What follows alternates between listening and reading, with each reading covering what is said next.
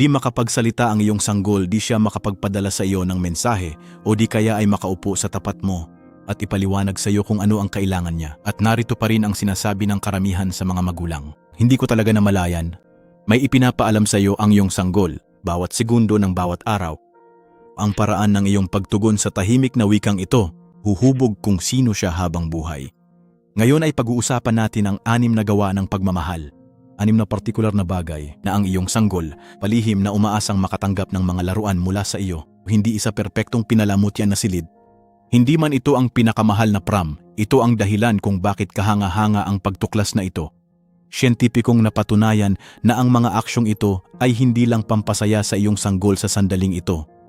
Literal na kinokontrol niya ang utak niya, hinuhubog ang sistemang nerbiyos nito at nagpoposisyon ang mga pundasyon kung paano magmahal ang iyong anak, magtitiwala, at makikipag-ugnayan sa iba habang buhay. Samahan niyo ako dahil sa pagtatapos ng videong ito, makikita mo ang iyong sanggol at ang iyong tungkulin bilang mga magulang. Magsimula tayo sa isang ganap na kakaibang paraan. Sa isang bagay na maaaring tila napakasimple, isang bagay na malamang ay ginagawa mo na kahit wala. Pag-iisip tungkol dito at sa agham sa likod ng lahat ng ito, mapapabuntong hininga ka.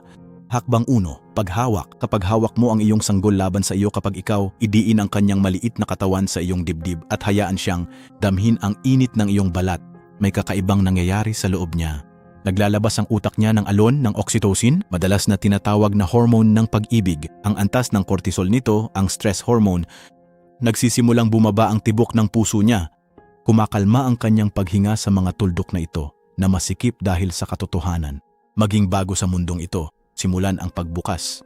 Sa sandaling ito, buong sistema ng nerbiyos ng iyong sanggol, may sinabi siyang hahanapin niya habang buhay. Ligtas ako. Mahal kita, maayos naman ang mundo. Pero narito ang nakakagulat na bahagi. Hindi lang ito basta ginhawa, ito ay pagbubuo. Hawakan sa mga unang buwan ng buhay. Hindi ito opsyonal, ito ay panggatong sa neurolohikal. Mga pag-aaral sa Universidad ng California, pinakitang ang premature na sanggol na hinawakan at minasahin ng 50 na minuto sa isang araw ay bumibigat. 47% mas mabilis kaysa sa mga hindi naapektuhan. Umalis din sila sa ospital halos 1 linggo na ang nakalilipas. Hindi dahil sa gamot, hindi dahil sa kahit ano, interbensyong medikal, dahil lamang sa mga kamay ng tao. Salamat lang sa init, isipin ang epekto nito sa iyong sanggol na pinanganak sa bahay sa takdang oras. Hawak mo siya sa bisig mo pag umiiyak siya, sa tuwing dala mo ito laban sa'yo, sa tuwing haplos mo ang kanyang pisngi o hawakan ang kanyang maliit na kamay. Hindi mo ito sinisira, ikaw ang bumubuo nito. Batong di nakikita bato por bato ikaw magtayo. Isang sistemang nerbiyos na marunong makaramdam, ligtas sa mundong ito. Isang bagay na hindi alam ng karamihan sa mga magulang. Ang takot sa labis na paghawak sa sanggol ay isa sa ang pinakanakakapinsalang mga mito ng kultura ng pagiging magulang. Ito ay ipinapasa mula sa henerasyon patungo sa henerasyon ng may lubos na katiyakan at mali lang talaga. Hindi mo kayang kargahin ng matagal ang isang sanggol. Sa unang taon ng buhay, pisikal na lapit at ang paraan kung saan natututo ang iyong sanggol na kontrolin ang kanilang sariling mga emosyon. Ganito niya nabubuo ang mga psikologo. Humingi ng 1 window of tolerance, ang kakayahang makayanan ang stress nang hindi nalulula dito. Ang kakayahang makaramdam ng matinding emosyon at makabalik sa kapayapaan at katahimikan. At ang kakayahang ito, sasamahan siya sa hirap ng kanyang buhay. Kaya pag may nagsabi sa iyo na gagawin mo, palayawin ang sanggol sa madalas na paghawak at ngiti, yakapin sila ng mas malapit. At alam mong ginagawa mo kung ano talaga ang tinatanong ng utak niya sa iyo. Ikadalawang hakbang, pagtitig sa mata. Ang iyong sanggol ay ipinanganak na may napakatumpak na kakayahang makakita. Sa mga unang araw ng buhay, ang pinakamalinaw na bagay na nakikita ng isang bagong silang, ito ay isang mukha ng tao sa layong eksaktong 20 hanggang 30 sentimetro. Ganon talaga ang distansya. Mula braso hanggang mata habang karga mo siya, hindi ito tsamba. Ebolusyon ang may mensahe sa iyo. Nakasulat sa biyolohiya, tingnan mo ang iyong sanggol. Tingnan mo talaga. Kapag sumisid ka, nagtama ang tingin mo sa kanya at tumingin siya pabalik sa iyo. Kapag ang banayad at naghahanap na titig ay nagdugtong, isang bagay na mahiwaga at ganap na masusukat na nangyayari. Mga neuroscientist mula sa University of Cambridge natuklasan na kapag ang isang magulang at isang sanggol na nagtitinginan sa mga mata ng isa't isa, nag-synchronize ang kanilang mga brainwave, literal na nahuhulog sila sa parehong ritmo. Parang dalawang instrumentong nag-uugnay sa isa't isa. Nang walang kahit isang nota na tumutugtog sa tahimik na titig na iyon, magkakasundo ang mga magulang at anak sa isa't isa. at iyon ay mas mahalaga kaysa sa inaakala natin. Sa iyong mga mata, may matututunan ang sanggol na wala sa anumang libro. Di ko maituturo na siya'y umiiral, nakikita at mahalaga. Yung tipong makikita mo talaga ang taong nagmamahal sa iyo ay isa sa pinakamalalim na pangangailangan ng tao. Hindi ito nagsisimula sa pagbibinata. Hindi ito nagsisimula sa paaralan. Dito ito nagsisimula sa mga unang sandali ng pagkikita sa pagitan mo at ng iyong anak, ang mga mananaliksik na patunayang ang mga sanggol na may eye contact sa kanilang magulang ay mas mabilis matuto ng kasanayan. Mas matibay na kasanayan sa wika, empatya, mas malalim at mas ligtas na mga pattern ng pagkakabit. Hindi dahil sa mga magulang nila magbasa pa ng mga libro kung saan nila sila ipinatala sa mas maraming programa. Dahil lang sa pinapanood nila, palaging mainit at may pagmamahal. Isa ito sa mga pinakamaingat na regalo at ang pinakamalakas na kaya mo ibigay sa iyong anak. Ibaba mo ang telepono mo, tingnan mo ang iyong sanggol, hayaan mong makita niya ang iyong mukha, ang iyong ngiti, paghanga, kung paano lumambot ang mga mata mo kapag nakikita mo siya. Dahil sa ngayon, ang mukha mo ang buong mundo niya.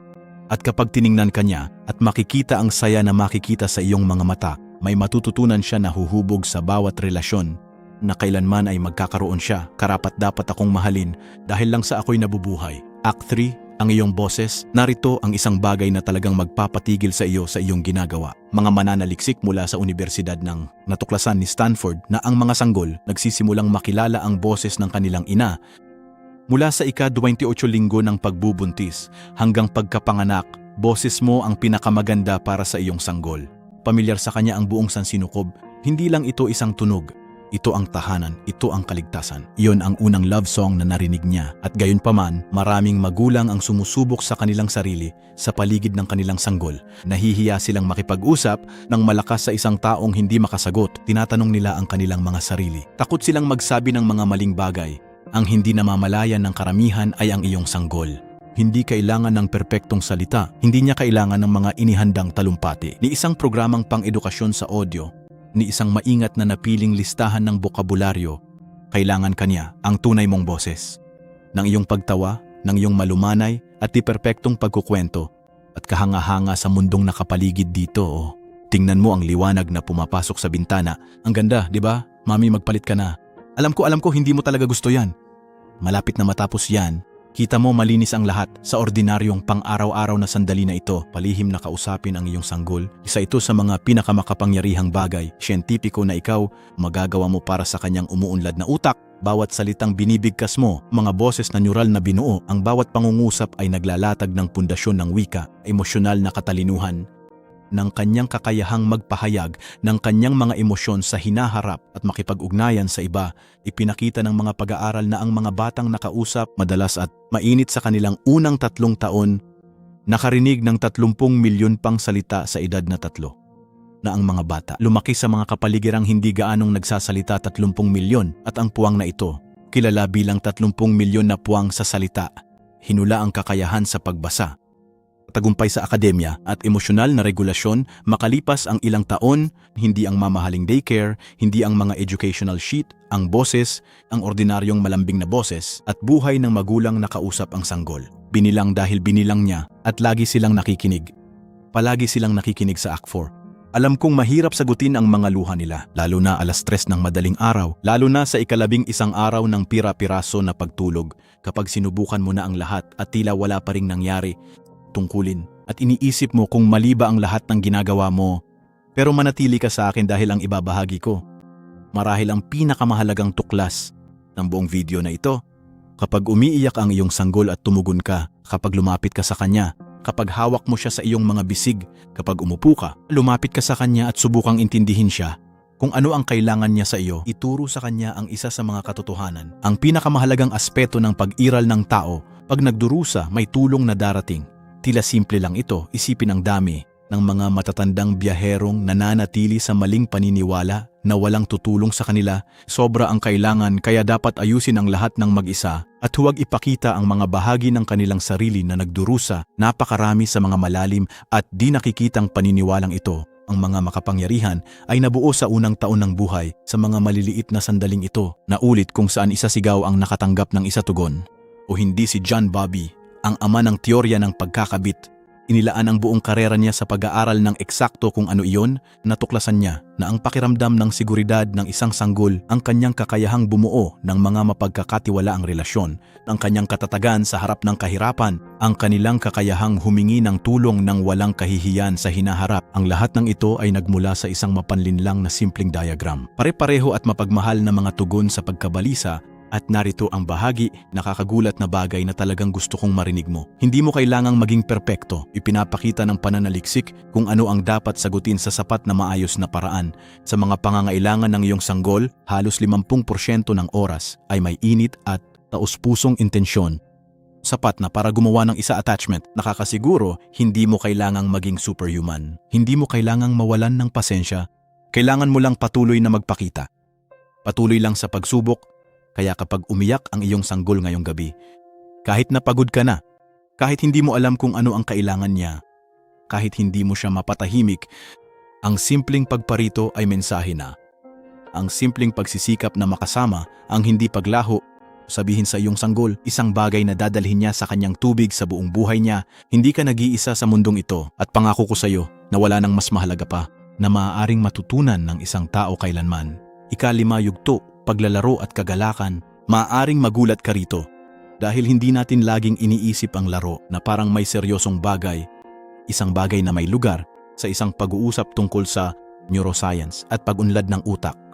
Pero narito ang katotohanan, ang paglalaro ang pinakamahalagang bagay sa pagkabata at ang saya na ibinabahagi mo sa iyong sanggol ay hindi isang luho, ito ay isang pangangailangan kapag gumawa ka ng nakakatawang mukha.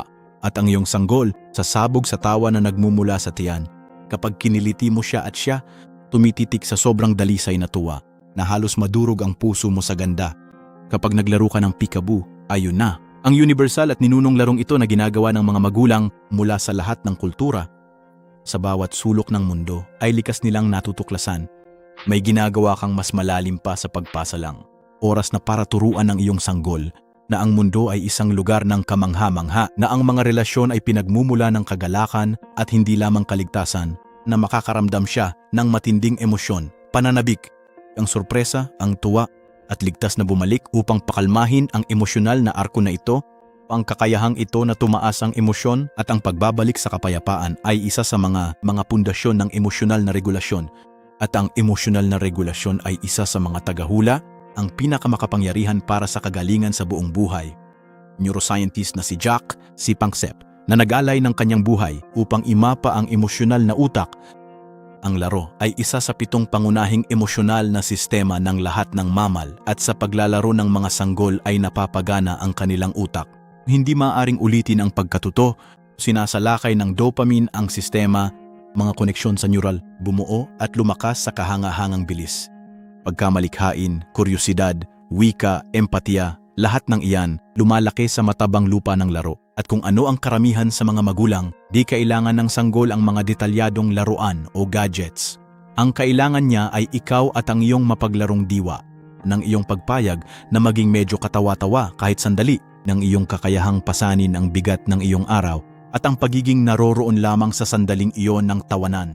Ang mga sandaling ito ay nakaimbak sa kung saan sa iyong sanggol. Hindi tulad ng mga alaalang sinasadya niyang maalala, ngunit bilang isang kahulugan, mga damdamin ng mundo, isang piraso ng kaalamang nakasulat sa katawan. Ang buhay ay maganda, mga tao, mababait sila. Pinapayagan akong makaramdam ng kagalakan, at ito ay may katuturan, tahimik na bubuo sa mga pagkakaibigan, at bawat relasyon na pipiliin niya. Bawat ligaya ay pinapahalagahan niya habang buhay. At para sa ika-6 at huli, na siyang nagbubuklod sa lahat ng iba pang mga set, batas 6, pagkakapare-pareho, hindi perpekto, hindi available bawat segundo ng bawat araw. Huwag mong isakripisyo ang iyong sarili hanggang sa wala nang matira sa iyo. Pare-pareho lang, para lang magpakita ng paulit-ulit sa lahat ng karaniwang paraan at di perpekto kung saan ipinapakita ang pag-ibig, ang utak talaga ng sanggol mo, at ang mga unang araw ng buhay ay makinang panghula. Patuloy siyang nagtatrabaho upang maunawaan ang mundo, upang makahanap ng mga padron, upang matuklasan kung ano ang sanhi ng kung ano para sagutin ang pinakamabigat na tanong. Hindi siya kailanman magpo-pose. Maasahan ko ba ang mga taong nagmamahal sa akin? Sa tuwing ikaw ay lilitaw, hindi perpekto ngunit maaasahan, sagutin mo ang tanong na ito sa bawat pagbalik mo pagkatapos ng isang pagliban. Sa tuwing mag-aayos ka pagkatapos ng isang mahirap na sandali, Sa tuwing nagsasabi ka ng paumanhin, iyon ay sobra at mahal kita. Magparehistro ka ang mas malalim na sagot sa iyong pag-unawa sa kung ano ang pag-ibig na iyong binuo. Ang tinatawag ng mga developmental psychologist na base 1, siguraduhin ang isang lugar sa loob ng iyong anak. Isang pakiramdam ng seguridad mula saan balang araw makakabawi rin siya at makakaharap ang mundo. Ang pananaliksik sa paksang ito ay nakakagulat na malinaw. Mga batang may isaligtas na pagkakakabit, mga may mga figura ng magulang, palagian at mapagmahal sa kanilang mga unang taon. Maging mas matatag sa emosyonal na mga matatanda. Mas maunawain, mas handa sa pamamahala ng stress, mas malamang na bumuo ng malusog na mga relasyon, at maging mas malusog sa pisikal sa buong buhay nila. Ang mga epekto ng maaga at patuloy na pag-ibig ay hindi pansamantala. Kumalat sila sa mga dekada, sa iba't ibang henerasyon, pero narito ang pinakamagandang bahagi ng lahat. Hindi mo kailangang maging magulang na hindi nawawalan ng pasensya o laging may matalinong payo. Di kailangang maging magulang na laging tama sa lahat ng oras. Kailangan mo lang maging magulang na babalik at mag-aayos ng mga bagay-bagay, na patuloy na pumipili sa kanyang anak kahit sa pinakamahirap na araw, kahit na komplikado, kahit hindi ka sigurado, para may maibigay pa rin. Ito ang pinakamalalim na gawa ng pagmamahal. Ito ang anak mo, umaasa ako higit pa sa anumang bagay sa mundo. Isang perpektong magulang, ngunit isang magulang na patuloy na nagyayabang dito. Kaya narito ang 6 na gawa ng pagmamahal. Paghawak, pakikipag-ugnayan sa mata, ang iyong boses upang sagutin ang kanilang mga luha ng paglalaro, kagalakan at katatagan. Wala sa mga aksyon na ito ang nagkakahalaga ng pera. Walang nangangailangan ng sertipikasyon. Handbook ng magulang o ang tamang kagamitan, lahat ay nangangailangan. Isang bagay na mas mahalaga at higit pa mapupuntahan dahil lahat ng ito, ang iyong presensya, ang iyong intensyon, ang iyong pagnanais na makita ang maliit na taong nasa harap mo, o eksakto para sa kung ano ito. Isa ganap na tao, nararamdaman na ang lahat. Umaasa na, inaabot ka na niya gamit ang lahat ng mayroon siya. Magkakaroon ng mga araw kung saan mararamdaman mong kulang ang iyong ginagawa. Mga araw na ikaw ay masyadong mapapagod, masyadong mabibigatan, hindi pa handang maging magulang na gusto mo. At sa mga araw na yon, nais kong maalala mo ito. Hindi kailangan ng iyong sanggol ng isang perpektong magulang. Kailangan kanya na hindi perpekto at palagian. Sinusubukan kahit hindi sigurado, nagmamahal, kahit tumatakbo ka ng walang karga, malinaw ang agham. Ang pananaliksik ay nagkakaisa, ngunit bago pa man ang pananaliksik, bago ang mga neuroscientist at mga teorista at pag-aaral ng attachment, pahaba, alam na yon ng mga sanggol. At matagal na nilang sinusubukang sabihin sa amin iyan, ikaw ang pinakamahalagang bagay sa mundo ng iyong sanggol. Hindi ito kahanga-hanga o maayos pero mahalaga. Isang pribilehiyo, pasanin at regalo. Pambihira at hindi mapapalitan ang pagiging lahat-lahat ng isang tao. Sa pinakasimula ng lahat, huwag kalimutang mag-subscribe sa aking YouTube channel para makatuklas pa ng mas marami pang ganitong nilalaman. Salamat.